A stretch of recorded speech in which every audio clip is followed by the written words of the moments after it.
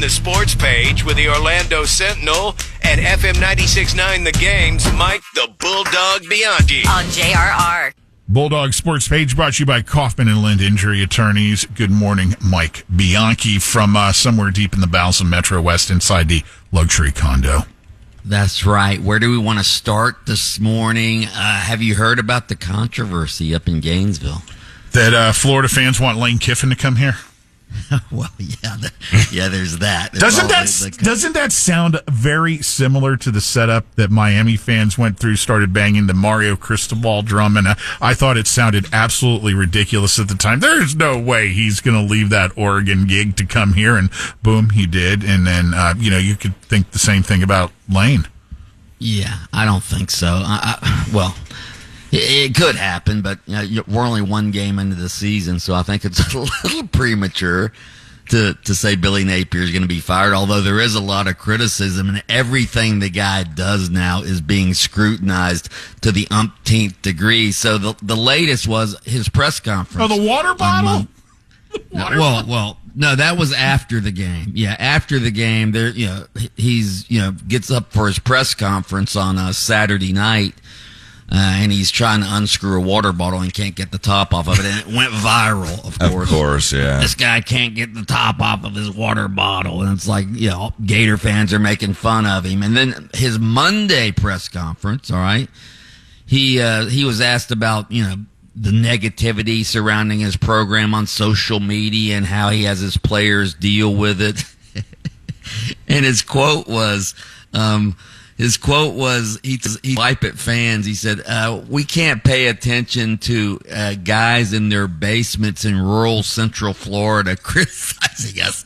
So basements in rural Central Florida became a catchphrase. And what happened, the UCF Kingdom Collective, all right, they're now putting out T-shirts that say rural Central Florida on the front, selling them for $25 each. So, yeah, I mean, it's Paul Feinbaum absolutely ripped Napier for saying he's disrespecting fans and this and that. And I want to know where these basement homes are, because boy, oh boy, I would love to get a hold of one of those. Maybe redo it into a man cave or something. Usually not a selling feature of homes here in rural Central Florida. A pool table or something. Yeah, I mean, to me, this is much ado about nothing. But again, he's being scrutinized to the umpteenth degree for everything he says. He makes an off the cuff comment, and boom, it blows up. And Paul Feinbaum's ripping. I would say this to Billy Napier, though. You mentioned basement. I like living in Mom's basement in Umatilla. The rent's free, the food's good, right? Yeah, this time of the year, there's a little flooding going on with all these big torrential storms as of late. But and your basement is literally below the limestone in the water table. Right. So get ready, Napier. What is it? August 5th, I think that game is. October 5th. October, I'm sorry. Yeah, get ready, bud. August is in the books. Yeah, sorry. Florida State fell out of the AP college football poll, 0-2. They're the first team to fall out of first top 10 team to fall out, first preseason top 10 ranked team to go unranked in 2 games since 1989. So yeah, it hasn't happened in a long time. Of course, Florida State lost to 2 unranked opponents. Although Georgia Tech is now ranked, but Florida State out of the rankings. I got to tell you, when you get players out of the transfer portal year in and year out, essentially teams are remaking their rosters every year, and these players are leaving their former schools because why? They're getting paid, right? Yeah. Mm-hmm. When that happens, you might be getting talent, but you're not getting leadership. And Florida State, to me, has a lack of leadership. As more and more teams rebuild their teams on a yearly basis out of the portal, we're going to see more and more of these wild swings of teams being really good one year and perhaps really bad the next year. I think it's going to happen. You know what? With all these transfers over cash and everything, I want to get down to the nitty-gritty of things, and let's do a grade check. Let's do a grade check on all these athletes that are portaling. Grades? Yeah, exactly. I want to test them all and say, hey, how we doing now, guys? You don't have Martha over there taking your test for you. Bob, that's all out the window. You got you $1 million shoe contract. Education. Nobody cares about education. Speaking of bad, is it just me, or is the schedule of games this weekend even arguably worse than last weekend? Oh, yeah, the college games this weekend are terrible. I mean, there's Florida's a handful of good ones, but I mean... Wouldn't you schedule Florida's it? playing Samford, UCF's playing Sam Houston. I don't even know. Miami's playing FAMU, I think. But guys, wouldn't you schedule it like that if you were in charge of the schedule with the opening of NFL season?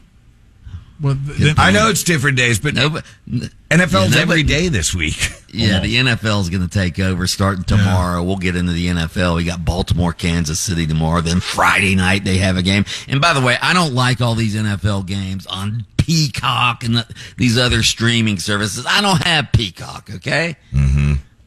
So I'm with you on that.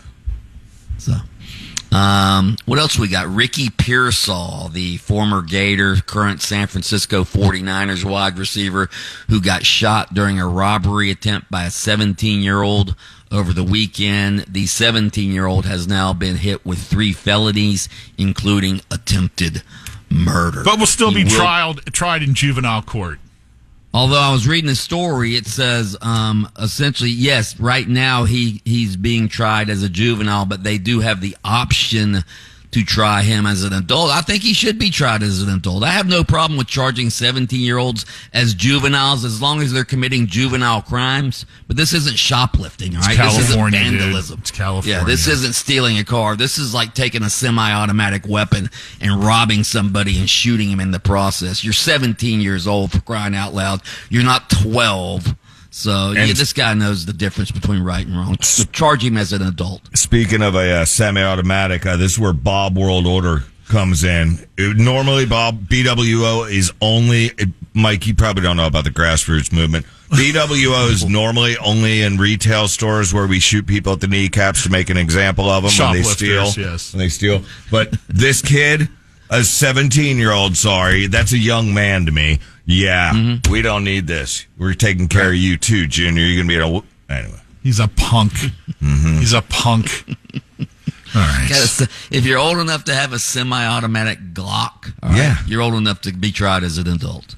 Amen. Mike, the Bulldog Bianchi, host of Open Mic on AM 740 and FM 96.9 The Game, takes time out his busy show to join us here for the sports page each morning on JRR, brought to you by Kaufman and Lind.